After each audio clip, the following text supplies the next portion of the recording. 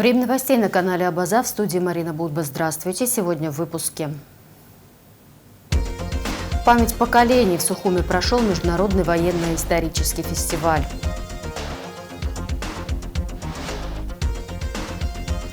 В парке Славы появится памятник добровольцам, пришедшим на помощь абхазскому народу в период Отечественной войны. 50 детей оказались в кризисном центре за 2 года работы. Круглый стол «Институт детства» в Республике Абхазия. Современные вызовы и механизмы защиты прав ребенка прошел в Багу. Президент Республики Абхазия Бадра Гунба принимает участие в Петербургском международном экономическом форуме. В рамках форума запланирован ряд встреч и переговоров с представителями органов власти, деловых кругов и зарубежных делегаций. В ходе ПМФ предполагается подписание соглашения, а также обсуждение перспектив расширения торгово-экономического и инвестиционного сотрудничества. Форум проходит в Санкт-Петербурге с 3 по 6 июня на площадке Конгрессно-выставочного центра «Экспофорум» под девизом «Прагматичный диалог. Путь к стабильному будущему». Делегация Народного собрания парламента Республики Абхазия во главе со спикером Лаши Ашуба принимает участие в 29-м Петербургском международном экономическом форуме. Участие в форуме открывает Абхазии дополнительное окно возможностей. Это нужно использовать, отметил в интервью спикер парламента Республики Лаши Ашуба.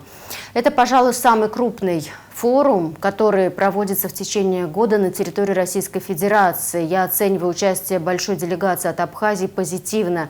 Сегодня ждем приезда президента Абхазии Бадры Гунба и правительственной делегации, отметил он.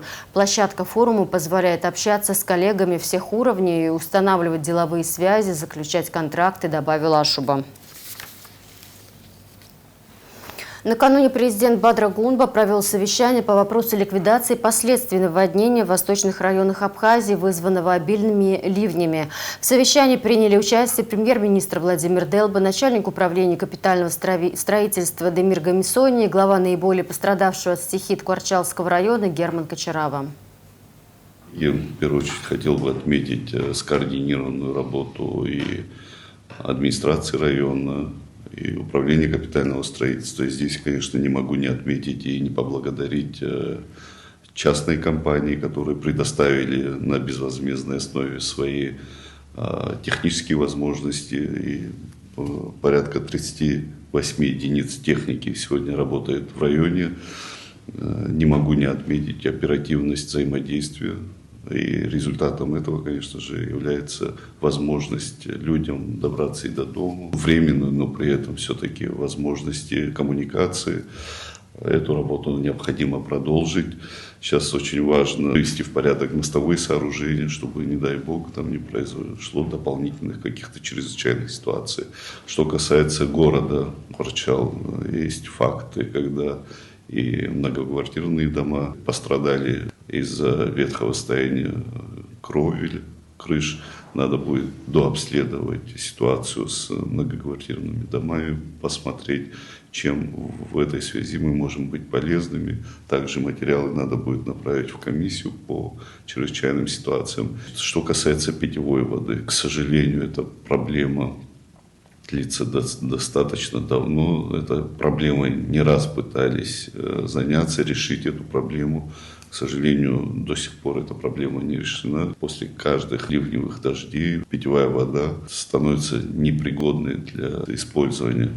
Давайте вместе подумаем о механизме того, как обеспечить город в непогоду чистой питьевой водой. У нас должно быть понимание того, как можно решить эту проблему.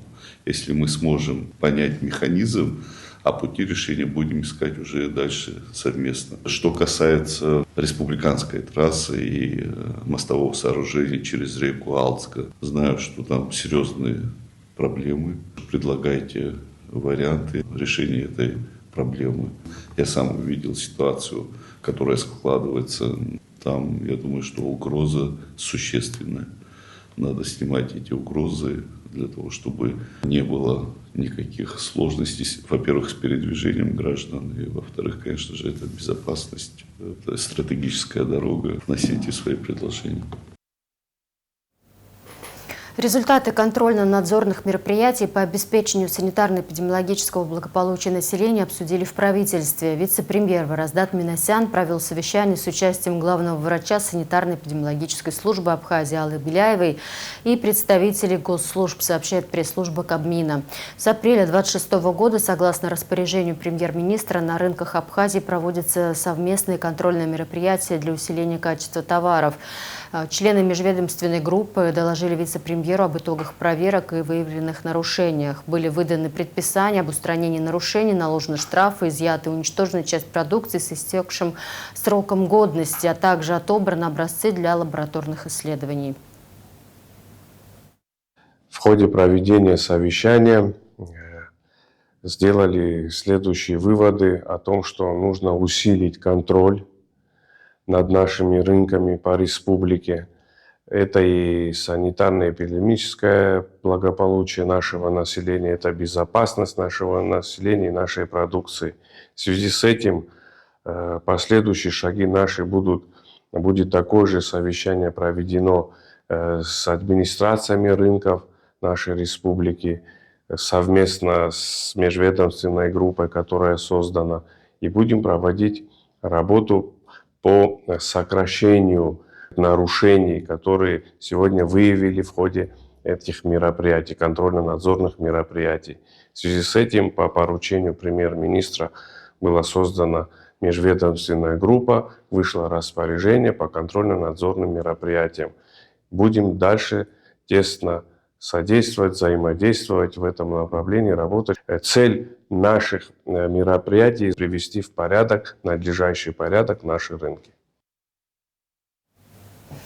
Министр здравоохранения Астамур Гуния провел совещание, посвященное вопросам назначения, а также показаний и противопоказаний при назначении сильнодействующих наркотических и психотропных лекарственных препаратов. Основное внимание было уделено показаниям к назначению, процедуре выписывания препарата Прегабалин Лирика. Участники совещания рассмотрели возможность назначения альтернативных лекарственных средств. Речь шла о необходимости введения строгих ограничительных мер по выписке данного препарата, чтобы минимизировать риски их неправильного использования. Министр здравоохранения выразил серьезную обеспокоенность ростом числа пациентов, требующих длительного приема вышеуказанного препарата. Он подчеркнул, что необходимо усилить контроль за назначением и обеспечить более тщательное медицинское наблюдение за пациентами, находящимися на длительном лечении. Лирику в Абхазии будут выписывать только ветеранам войны и онкобольным, сказала в интервью «Радио Спутник» главный внештатный невролог Ирина Ашуба. Они приравнены к наркотикам, хотя не являются наркотическими препаратами, но у нас в Абхазии такие сильнодействующие препараты проходят под особым учетом. Поэтому показания для назначения должны быть очень строгие, сказала Ашуба. Остальным пациентам будут выписывать аналоги прегабалина, меньше вызывающие привыкание. В Сухуми прошел международный военно-исторический фестиваль «Память поколений». Форум, посвященный 85-й годовщине начала Великой Отечественной войны. Мероприятие организовано Абхазским институтом гуманитарных исследований, Музеем боевой славы, Фондом Абхазское историческое общество и организацией «Абхазпоиск». В центре внимания экспертов защиты исторической правды и противодействия фальсификации фактов общего прошлого. С подробностями Заур Кварчия. Сегодня историческая наука превратилась в настоящее поле боя за умы и сердца людей. Именно так эксперты оценивают ситуацию вокруг общего прошлого. Участники форума отмечают, что когда факты пытаются переписать, научное сообщество должно отвечать системно. Масштабный фестиваль в Музее боевой славы собрал как раз тех, кто готов аргументированно отстаивать правду. В настоящее время историческая наука становится линией фронта. Борьба идет за сердца людей. При этом, к сожалению, зачастую правда подменяется ложью. Происходит подмена понятий, либо допускается откровенная фальсификация. Так, например, в странах Запада герои Великой Отечественной войны приравниваются к нацистским преступникам. Это ли не кощунство? Защитники Абхазии в ходе Отечественной войны 1992-1993 годов именуются не иначе, как сепаратистами, а участники специальной военной операции агрессорами. Этому необходимо противостоять системно, аргументированно, доказывая свою правоту и отстаивая собственную точку зрения. Враждебной пропаганде необходимо действительно противостоять и очень устойчиво. И нынешний фестиваль – это один из таких шагов. Программа фестиваля охватывает 3 ключевых периода: Великую Отечественную войну, Отечественную войну народа Абхазии и сегодняшнюю войну в Украине. Организаторы считают, что это не хроника разных лет, а единая преемственность поколений героев. Сегодняшнее мероприятие объединило представителей научно-экспертного сообщества из Абхазии и России, историков, поисковиков, архивистов, общественных деятелей и ветеранов.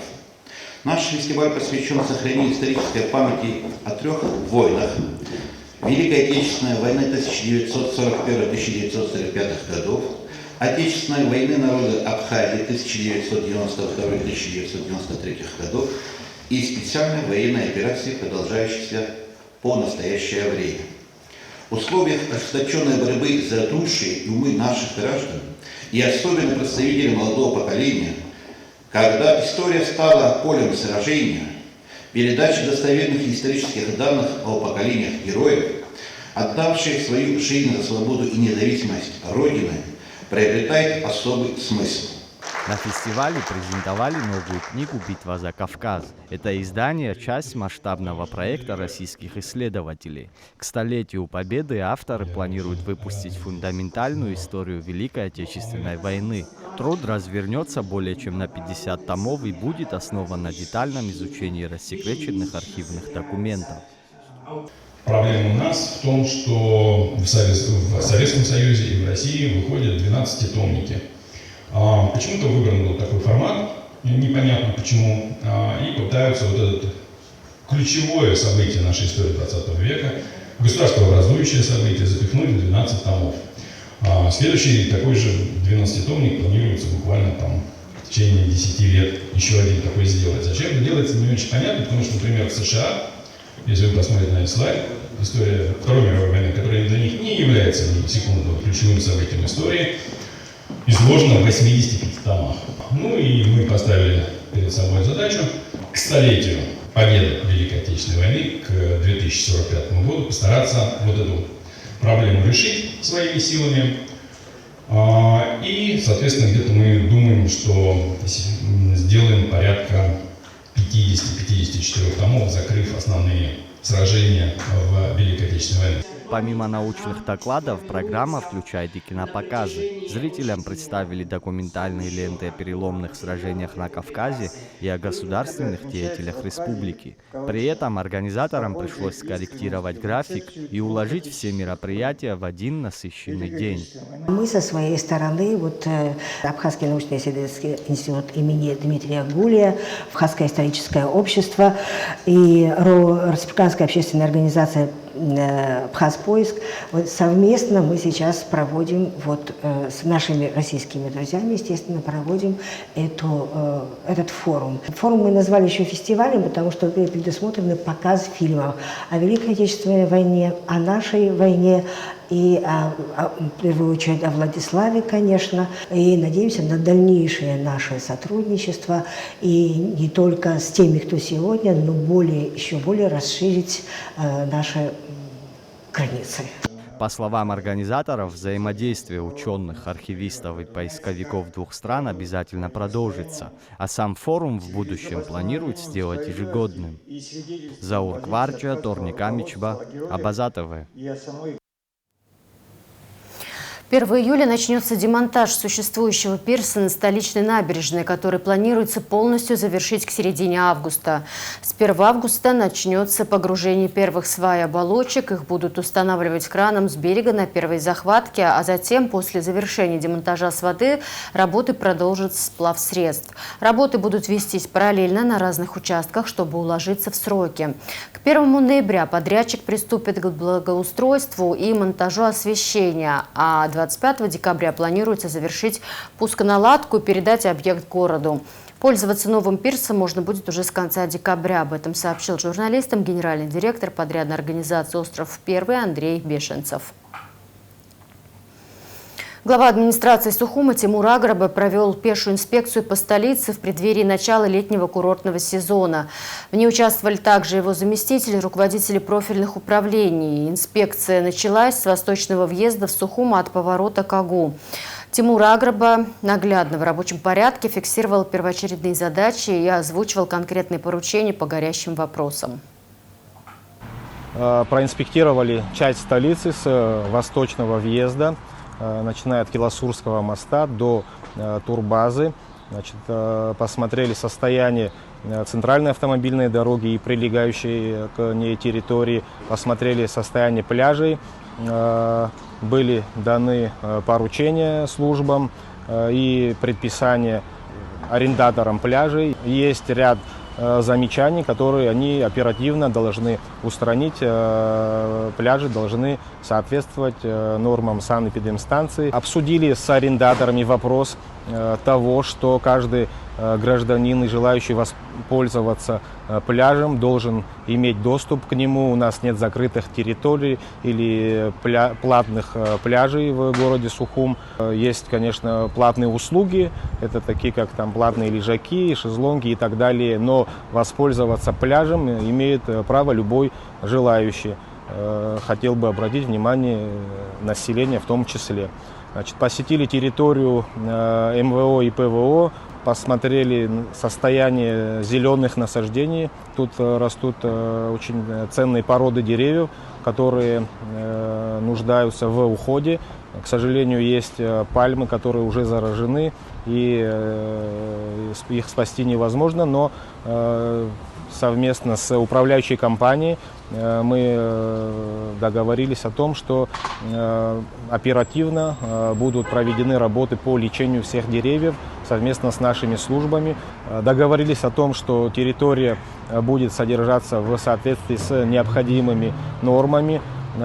Предупредили управляющую компанию о том, что есть очень много жалоб и нареканий, в том числе и со стороны отдыхающих, и обязали устранить все эти недочеты в оперативном порядке. Данная работа будет продолжаться систематически, и это будут контролировать наши службы.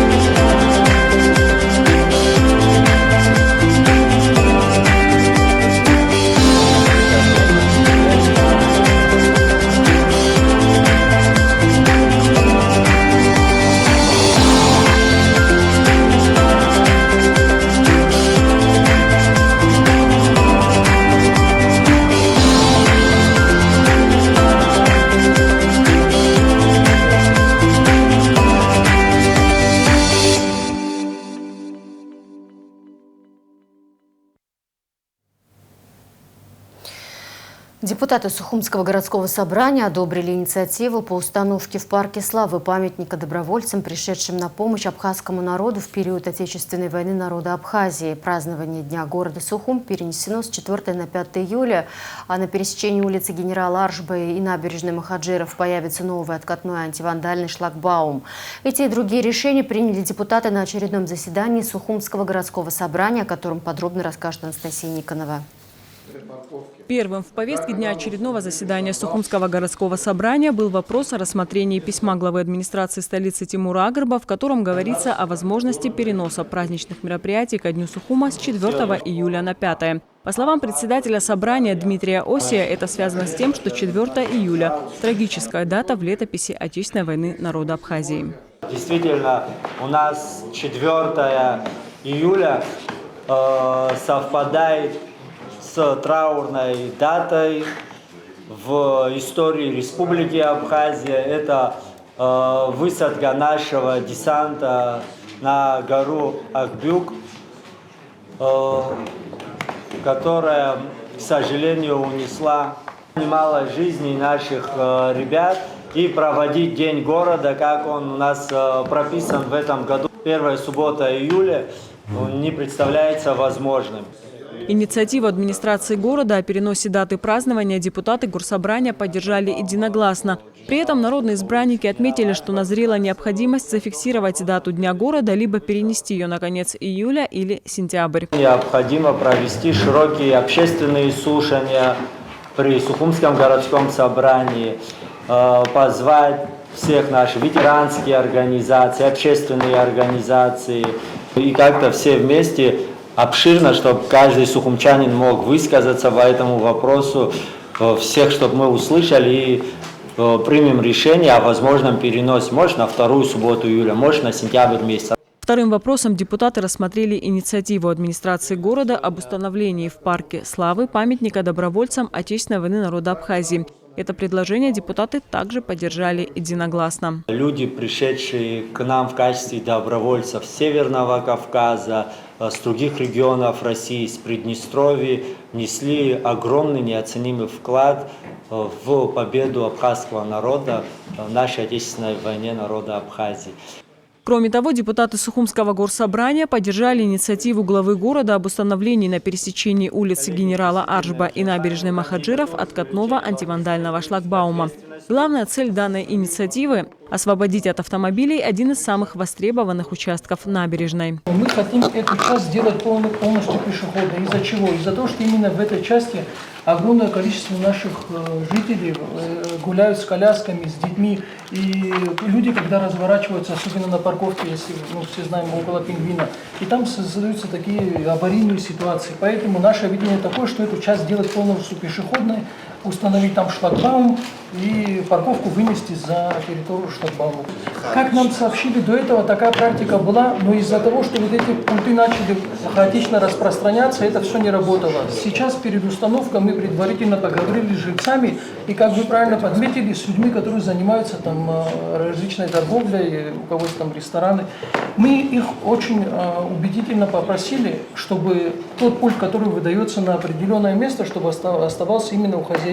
И не для того, чтобы они парковали там внутри своей машины собственные личные средства, а именно для того, чтобы там товар, когда надо привезти, или какие-то стройматериалы, вот они, чтобы использовали именно этот шлагбаум для этого. Далее депутаты рассмотрели коллективное заявление от жителей улицы Ласурия и переулка Безымянная. Как отметил депутат Энвер Чамагуа, жители обратились к мэру с просьбой перекрыть данный участок дороги в связи с высокой интенсивностью транспортного движения. Эта дорога очень долгое время была в плачевном состоянии. Мы своими силами ее ремонтировали. И последний ремонт, который произвели, был сделан тоже не капитально, а так, мягко говоря, не очень хорошо, не очень качественно. И в связи с этим покрытие у нас очень такое тонкое. И нам бы хотелось, чтобы ограничили чуть движение грузовых автомобилей, потому что помимо того, что они там пролетают и носятся, то есть сама дорога портится. Она не выдержит той нагрузки, которая на сегодняшний день там происходит. Депутат данного района столицы Андрей Начкеби отметил, что обсуждаемый участок дороги стал излюбленным местом для лихачей за рулем, несмотря на то, что там расположена большая детская площадка. Поток автомобилей идет и, получается, с улицы Чанба наверх в сторону улицы Ласурия посредством улицы Безымянной и, соответственно, в обратную сторону. Таким образом, было принято решение этот поток ограничить. То есть с улицы Безымянной можно спуститься на Чанба, но в противоположную сторону, то есть с Чанба на Безымянную нельзя, для того, чтобы не создавать затор. Она, улица сама по себе узкая, и чтобы проблем не возникало с встречным движением. Затем, и, конечно, искусственная неровность – это одна из таких распространенных превентивных мер для соблюдения скоростного режима. И, естественно, арка для ограничения большегрузного транспорта.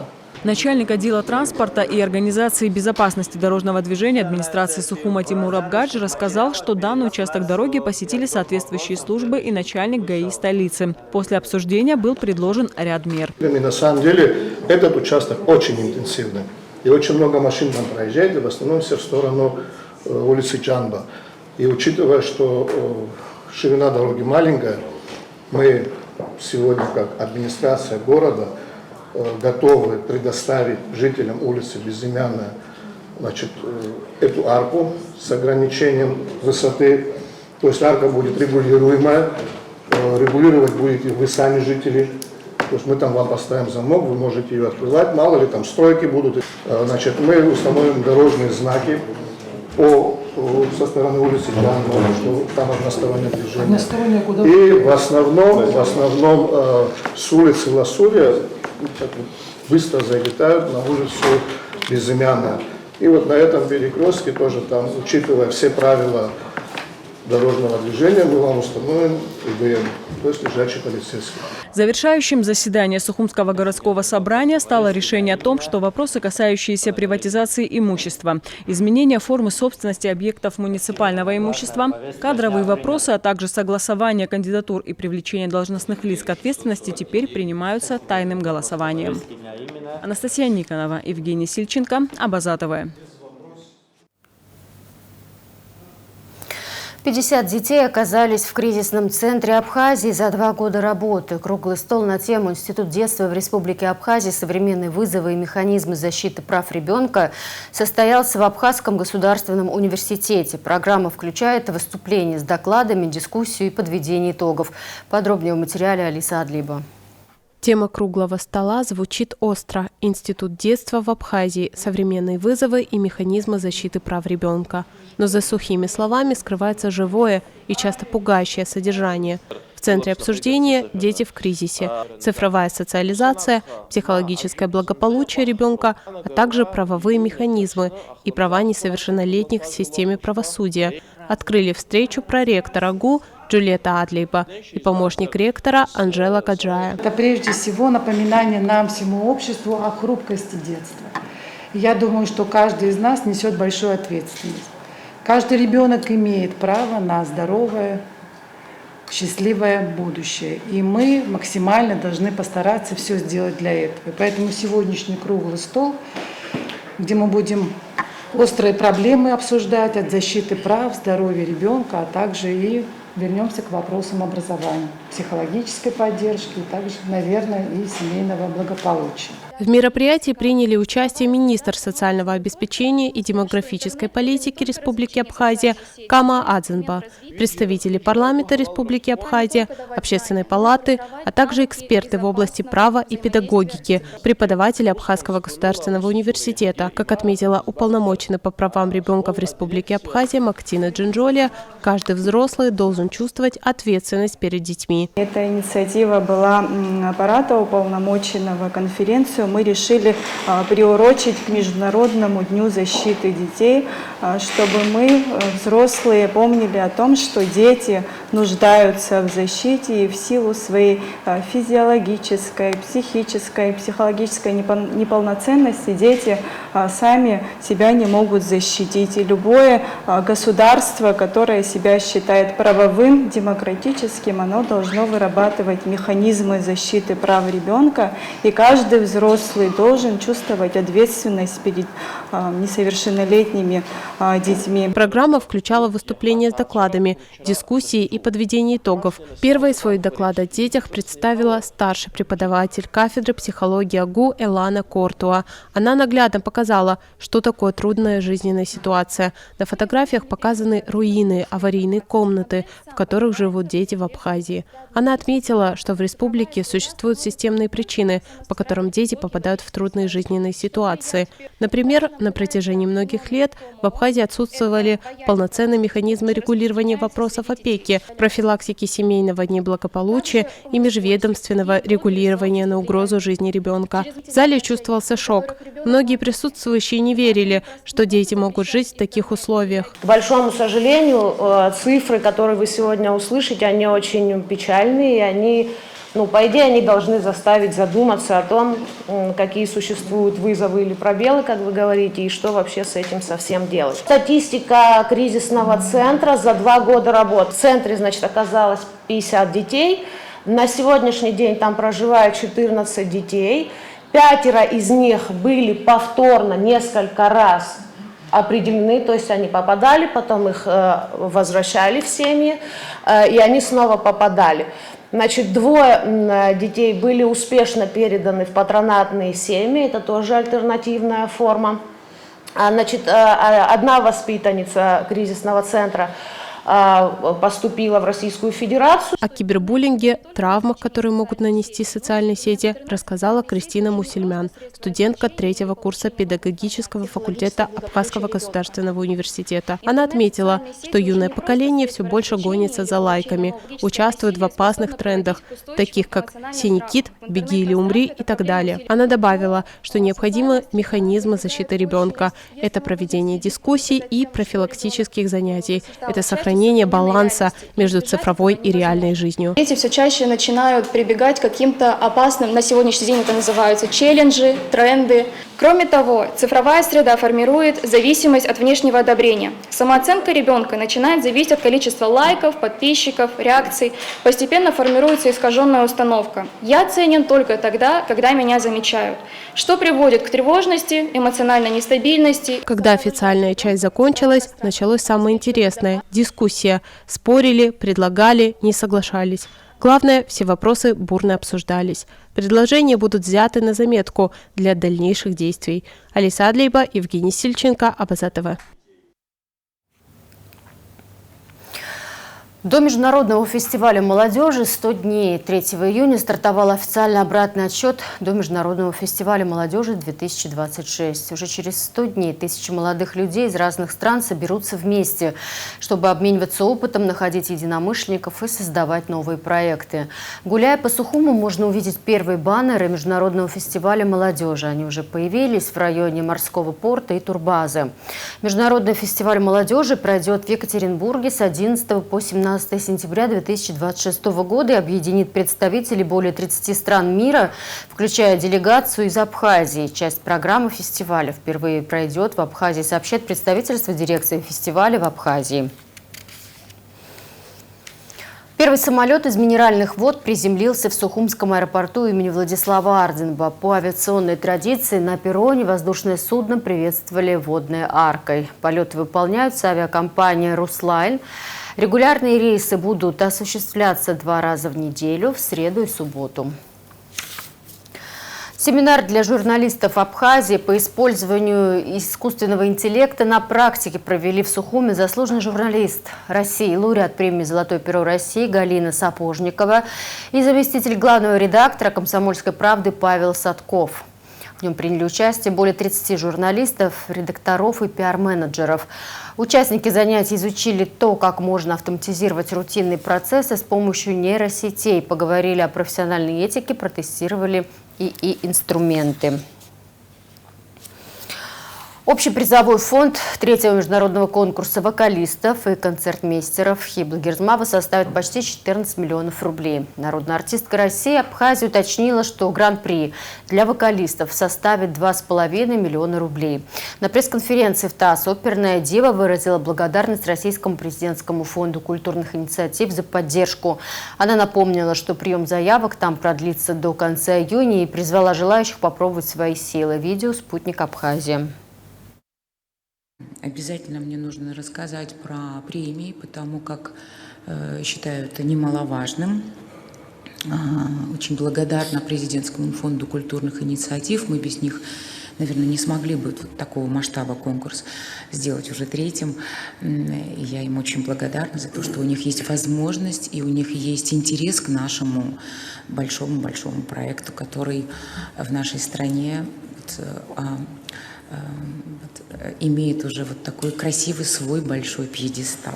Значит, гран-при у нас 2 миллиона 500 рублей, 2 первые премии по 1 500 000 рублей, 2 вторые премии по 1 200 000 рублей, 2 третьи премии по 1 000 000 рублей. У концертмейстеров первая премия 1 500 000 рублей, вторая премия 1 200 000, третья премия 1 000 000 рублей. На предыдущих конкурсах у нас было очень много специальных разных призов, но в этот раз мы решили, что вот так глобально мы должны подойти к определенным призам. Поэтому это будут оперные театры, это будет театр Станиславского, Немировича, Данченко, Большой театр, театр Геликон, Мариинский театр и, конечно же, концертные залы, наши прекрасные, зал Чайковского, Большой зал консерватории и зал Зарядье. Внимания, воды не будет. Водоканал столицы сообщает, что в связи с подключением нового водовода на новом районе, а также ремонтом водовода по улице Войнахская в четверг, 4 июня с 0 до 20:00 будет прекращена подача воды в районах города Сухум. Новый район, центральный и Нагорной частях ВИЭМ. А в завершении выпуска прогноз погоды.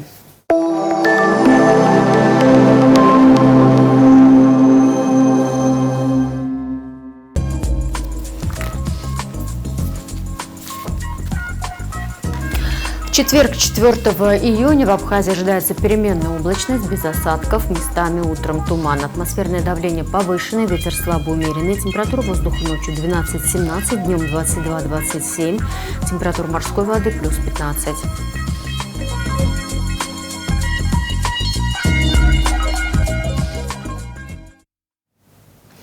На этом у меня пока все. За развитием событий следите вместе с нами. До встречи.